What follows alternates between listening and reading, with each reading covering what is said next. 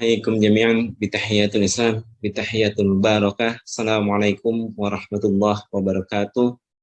Alhamdulillah, alhamdulillahilladzi anzala sakinata fi qulubil mu'minin liyazdadu imana ma'a imanihim. Asyhadu an la ilaha illallah wa asyhadu anna Muhammadan abduhu wa rasuluh. Allahumma shalli ala sayidina Muhammad wa ala ali sayidina Muhammad. Bersyukur pada Allah Subhanahu wa taala yang telah memberikan nikmat pada kita semua hingga pada hari ini. Pada saat ini Allah begitu murahnya, begitu sayangnya kepada kita semua, hingga nikmat-nikmat yang Allah berikan kepada kita tanpa kita minta, Allah berikan. Tanpa kita berdoa, Allah berikan. Maka sudah sepatutnya kita meningkatkan rasa syukur kita tingkatkan taat kita kepada Allah dengan ibadah-ibadah kita. Mulai dari ibadah ritual maupun ibadah sosial. Alhamdulillah, hari ini Allah berikan kita nikmat berpikir. Karena berpikir adalah salah satu aktivitas yang paling dasar, ibadah yang paling dasar bagi setiap manusia. Semua manusia diberikan akal. Maka fungsi dari akal itu adalah untuk berpikir. Jangan sampai kita diberikan akal, tapi kita tidak berpikir. Kita tidak mau memikirkan apa yang ada di alam semesta ini. Padahal Allah sudah memberikan banyak nikmat pada kita, termasuk akal. Jangan sampai kita kufur akan nikmatnya. Karena nikmat itu tidak akan sampai kepada kita kalau Allah tidak sayang. Hari ini Allah masih sayang kepada kita dengan memberikan nikmat ibadah. Tanpa nikmat ibadah yang Allah berikan kepada kita, mungkin kita tidak lagi pergi ke masjid. Kita tidak lagi pergi mengambil wudhu untuk sholat. Kita tidak lagi berpuasa. Kita tidak lagi berzakat. Atau bahkan ketika kita mampu, Allah kurung hati kita untuk tidak pergi haji. Nauzubillah. Semoga kita dijauhkan dari hal-hal yang buruk. Ya. Dicabut nikmat ibadah kita. Mumpung hari ini kita masih diberikan nikmat, maka pandai-pandailah kita bersyukur. Semoga kita senantiasa istiqomah menjalankan rasa syukur kita dengan ibadah-ibadah kita. Kita sebagai seorang muslim yang agamanya telah Allah sempurnakan, yang agamanya telah Allah akui dalam Al-Quran, pasti bangga.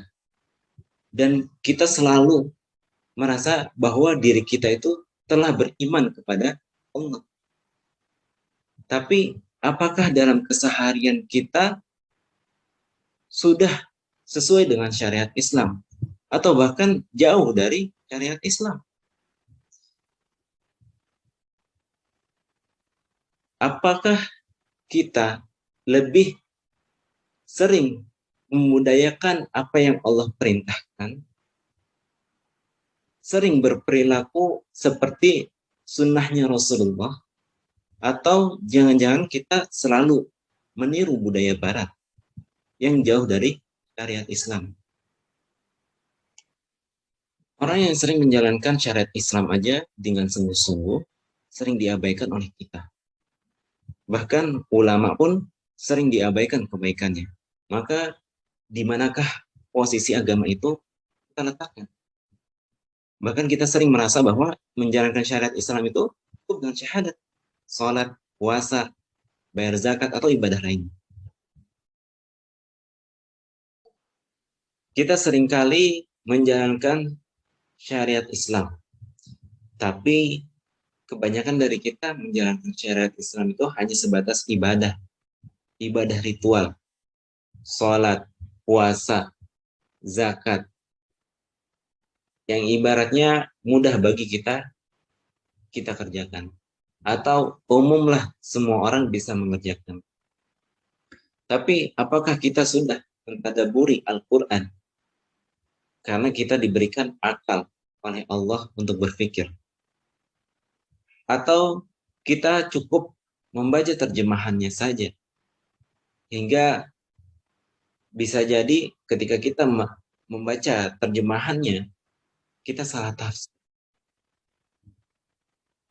Atau hanya mengutip ayat Al-Quran dan dicocokkan dengan teori barat yang disebut juga ayatisasi. Apakah itu cerminan orang muslim sesungguhnya? Maka perlulah kita memandang kehidupan ini sesuai dengan pandangan Islam yang berasal dari Al-Quran dan Al-Hadis ataupun sunnah yang dilakukan oleh Rasulullah SAW. Islamic worldview adalah cara pandang hidup dalam Islam yang tidak baru lagi, tapi sudah lama.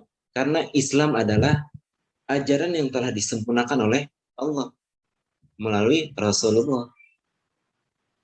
Dan sepatutnya kita sebagai seorang muslim selalu menjalankan syariat Islam, selalu beraktivitas dalam kehidupan sehari-hari dengan pedoman Al-Quran dan Al-Hadis.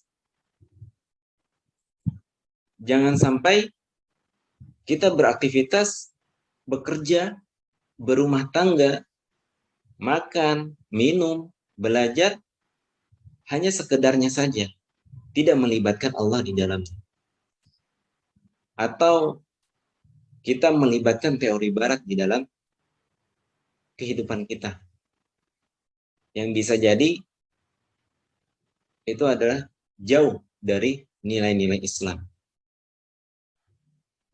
Pada tahun 1790, Immanuel Kant pertama kali menggunakan istilah Weltanschauung dalam karyanya Critique of Judgment mengenai worldview.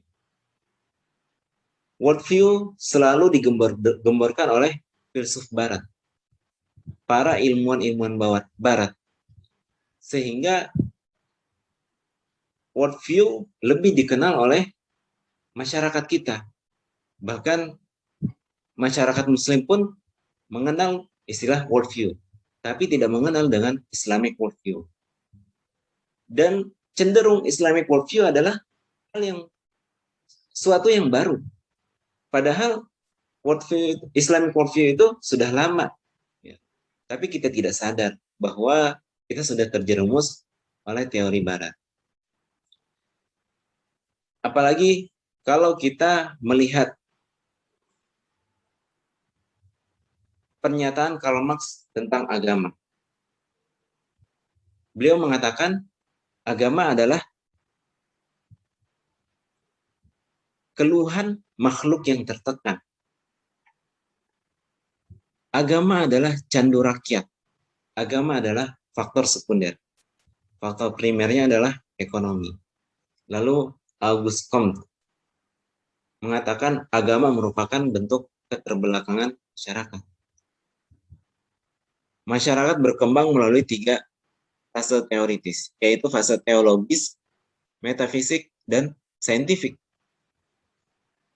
Lalu Herbert Spencer mengatakan bahwa agama bermula dari mimpi manusia tentang adanya spirit di dunia lain.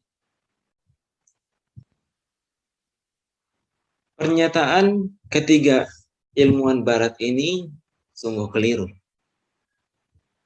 Kita beragama karena kita berislam. Islam adalah agama yang telah disempurnakan oleh Allah. Maka tidak sepatutnya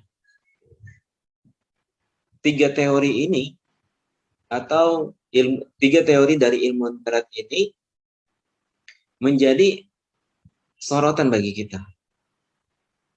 Fokuslah terhadap ajaran-ajaran Islam. Lalu Adian Husaini mengatakan bahwa Islamic worldview bukanlah ajaran baru dalam Islam. Sebab Islam adalah agama yang sudah sempurna sejak awal. Islam tidak berkembang dalam sejarah. Konsep tajdid, pembaruan dalam Islam, bukanlah membuat hal-hal yang baru dalam Islam, tapi merupakan upaya untuk mengembalikan kemurnian Islam. Ibarat cat mobil, warna Islam adalah abadi. Jika sudah mulai tertutup dengan debu, maka tugas tajdid adalah mengkilapkan lagi cat itu, sehingga bersinar cerah seperti asal mulanya. Bukan mengganti dengan warna baru yang berbeda dengan warna sebelumnya.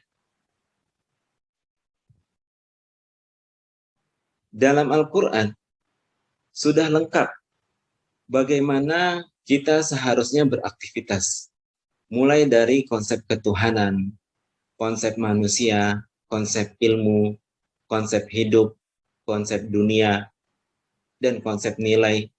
Itu semua sudah tertuang dalam Al-Quran. Konsep manusia dengan konsep ilmu ada dalam dunia pendidikan. Konsep nilai dan konsep manusia ada di dalam bidang hukum. Konsep nilai dengan konsep dunia ada di bidang politik. Konsep dunia dan konsep hidup ada di dalam dunia ekonomi, bidang ekonomi. Dan konsep hidup dengan konsep ilmu ada di bidang ilmu pengetahuan dan teknologi. Maka sudah sejauh mana kita membaca Al-Quran? Sudah sejauh mana kita mentadaburi Al-Quran? Maka kita segera perbaiki interaksi kita dengan Al-Quran.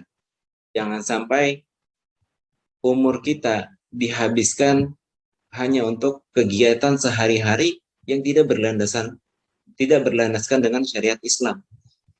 Jangan sampai usia kita habis begitu saja. Manfaatkanlah usia kita untuk mempelajari Islam dengan sungguh-sungguh. Kalau dalam usia manusia, Rasulullah mengatakan usia umatku ada di sekitar 60-an. Seharusnya kita membagi 3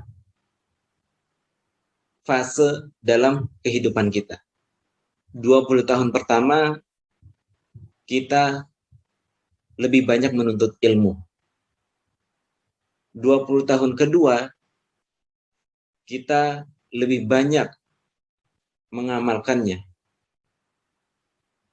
20 tahun terakhir kita seharusnya lebih banyak menebarkan kebaikan. Jangan sampai usia kita habis hanya dimakan usia, hanya dimakan waktu, tanpa dengan kedekatan kita kepada Allah. Semoga Allah dekatkan kita pada ajarannya. Semoga Allah jauhkan kita dari larangan-larangannya. Jadikan akal kita itu benar-benar bermanfaat untuk usia kita, untuk diri kita, untuk keluarga kita, bahkan untuk agama kita. Allahu a'lam bishawab. Assalamualaikum warahmatullahi wabarakatuh.